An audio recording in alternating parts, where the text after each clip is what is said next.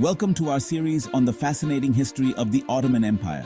In this first episode, we'll explore the origins and rise of one of history's most influential empires. Join us as we journey back to the late 13th century, where it all began. Our story begins in the region of Anatolia, modern-day Turkey. In the late 1200s, Anatolia was a patchwork of small, independent Turkish principalities, known as beyliks. Among these was the small beylik of the Ottomans, founded by a leader named Osman I. Osman I, the founder of the Ottoman dynasty, was born around 1258. He was a skilled warrior and a charismatic leader who united various Turkish tribes under his banner. The origins of his family are somewhat shrouded in legend, but what's clear is that Osman had a vision of a grand empire. Osman's early conquests focused on Byzantine-controlled territories in northwest Anatolia. The capture of the key fortress of Bursa in 1326 marked a significant milestone, providing the Ottomans with a strategic and economic foothold.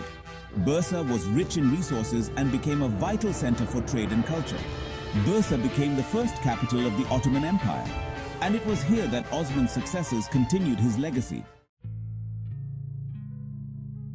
Orhan, Osman's son, further consolidated Ottoman power by capturing important cities like Nicaea and Nicomedia. These conquests were crucial, as they provided the Ottomans with control over key trade routes and fortified positions.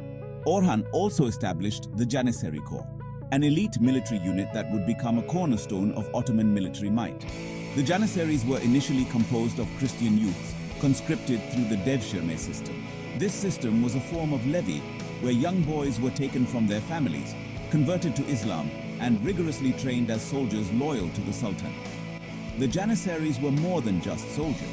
They were a professional standing army that could be relied upon in both war and peace.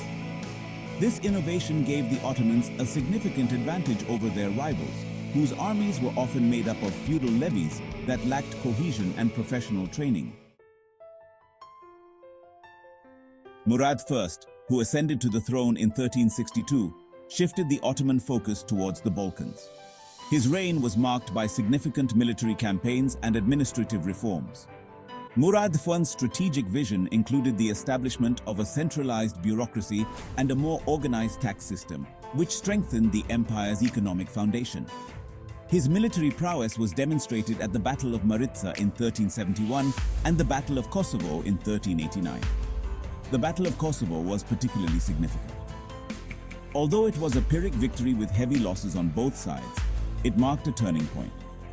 The Ottoman hold over the Balkans was solidified, and Murad's son, Bayezid I, would go on to expand these territories even further. Cultural and architectural achievements also flourished. Bursa, for example, became known for its beautiful mosques, bazaars, and public baths, many of which were commissioned by Orhan and his successors. The Great Mosque of Bursa, built by Bayezid I, is one of the city's most iconic landmarks. This architectural marvel, with its 20 domes and stunning calligraphy, symbolizes the early Ottoman dedication to cultural and religious life.